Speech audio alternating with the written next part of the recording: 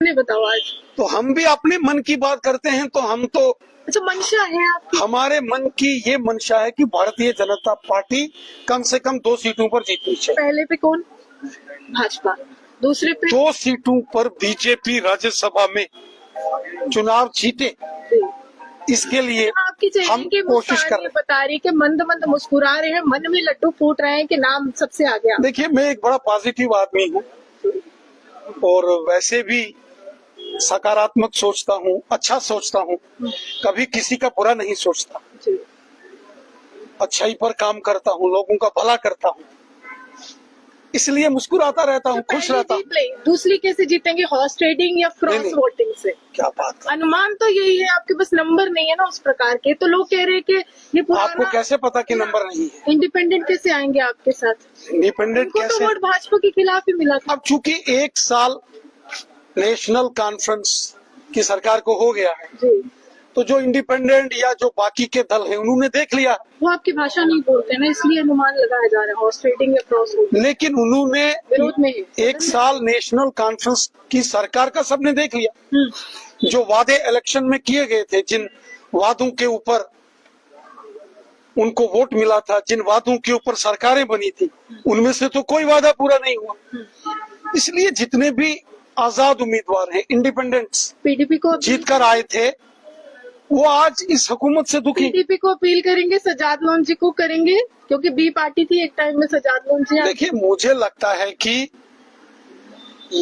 इस प्रकार की बातचीत करना ठीक नहीं है। मन में तो है इस बात, मुझे नहीं लगता कि पीडीपी हो या सज्जाद लोन साहब हो या जो इस प्रकार के नाम आप ले रहे हैं, इंडिपेंडेंस। मुझे नहीं लगता कि बीजेपी को जो है वो इस प्रकार की कोई अच्छा, नगरोटा पे चलते नहीं हैं। नगरोटा विचार पे करना पड़ेगा। निश्चित मानी जा रही है इस समय, और देवयानी राणा जी का नाम सबसे आगे चल रहा है, लेकिन आपके पैनल की है जो आपकी कोर कमेटी है, वहाँ पर भी कुछ नामों पर चर्चा हुई है। कुछ पुराने खिलाड़ी है सियासत के, वो भी चाहते हैं कि हम आगे आए, तो इस बार कैसी रणनीति रहेगी नगरोटा के लिए?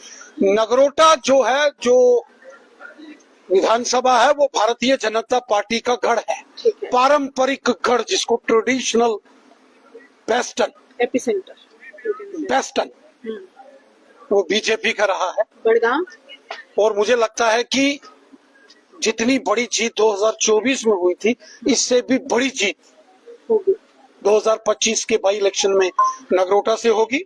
बड़गाम में पिछली बार हमने चुनाव नहीं लड़ा था, इस बार हम चुनाव लड़ेंगे और मुझे लगता है कि वहां भी बीजेपी को अच्छा सपोर्ट मिलेगा। अच्छा, एक सवाल है, राजनीति से प्रेरित है। चंद मिनट पहले डिप्टी सीएम सुरेंद्र चौधरी के बोल बिगड़ गए। उन्होंने एलओपी साहब को लॉलीपॉप लीडर कहा है। उन्होंने कहा कि इनका नार्को टेस्ट करवा लीजिए, इस तरह की भाषा है। सेकेंडरी उन्होंने ये कहा है कि एलजी नहीं है, बल्कि एलओपी का काम इस समय जो है वो एलजी के द्वारा ही किया जा रहा है, यानी कि पूरी व्यवस्था जो है एलओपी कर रहे हैं। बिजनेस फाइल जो है उन्होंने छुपा दी है। क्या राजनीति में एक दूसरे से वैचारिक मतभेद होता है। जी। Politics is a battle of ideas. इसमें दुश्मनी या शत्रुता का कोई स्थान नहीं होता और राजनीति में मर्यादित संयमित भाषा का प्रयोग होना चाहिए, अमर्यादित भाषा का प्रयोग नहीं होना चाहिए, चाहे फिर व्यक्ति किसी कॉन्स्टिट्यूशनल पोजीशन पर हो या सामान्य कार्यकर्ता। उन्होंने कहा है कि एलओपी साहब अगर इतने ज्यादा अपने आप को व्यवस्थित मानते या जिस तरह से वो अमित शाह जी या मोदी जी के साथ या एलजी साहब के साथ तस्वीरें खिंचवाते हैं, वो बड़ा पर्सनल कनेक्शन शो करते हैं सोशल मीडिया पर, तो अगर वो मानते तो वो डेली वेजेस को पक्का करवा देते, बेरोजगारों को रोजगार दिलवा देते। इस तरह का सवाल है। डेली वेजर्स को परमानेंट करना, ये तो नेशनल कॉन्फ्रेंस ने अपने मैनिफेस्टो में डाला था। बिजली फ्री, ये नेशनल कॉन्फ्रेंस का मैनिफेस्टो था। लेकिन कहते 11 साल पीछे आपके भी थे, ये भी सवाल। 1 लाख नौकरियां हर साल देने का वादा नेशनल कॉन्फ्रेंस का था। राशन डबल और फ्री, ये वादा भी नेशनल कॉन्फ्रेंस का था। बेरोजगार नौजवानों को महीने का बताओ स्टेफन। स्टेफन 3,000 5,000 ये भी वादा नेशनल कॉन्फ्रेंस का था। और आज जब साल हो गया तो उनको जवाब देना नहीं बनता। अगर 11 साल में या 10 साल में वो परमानेंट नहीं हुए तो जो इस समय हुकूमत बनी है वो इसलिए हुकूमत बन के आई थी कि वो करेंगे। अच्छा, एक अब उनका 1 साल पूरा हो गया तो वो पिछले 10 साल एक प्रतिद्वंदी के तौर पर उन्होंने पिछला जो चुनाव था आप ही के सामने लड़ा था। अगर आप उस विधानसभा से जीतते रविंद्र राणा जी, क्या आपके बोल व्यक्तिगत तौर पर जो हमले हो रहे बिगड़ते? सियासत में ये सीखा है आप? देखिए, हमने अटल बिहारी वाजपेयी साहब की राजनीति को बड़े नजदीक से देखा है। मैं कई बार जब छोटा था, कॉलेज पढ़ता था, अटल बिहारी वाजपेयी साहब की स्पीच सुनने पार्लियामेंट की गैलरी में जाता था। प्रेरणा है आपकी।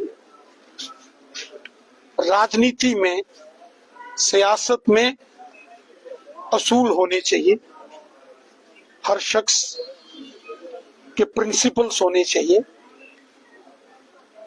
असूलों के ऊपर बेस पॉलिटिक्स होनी चाहिए। ये गाली गलौज, ये लड़ाई झगड़ा, ये ठीक नहीं रहता। कुछ सलाह है आपकी?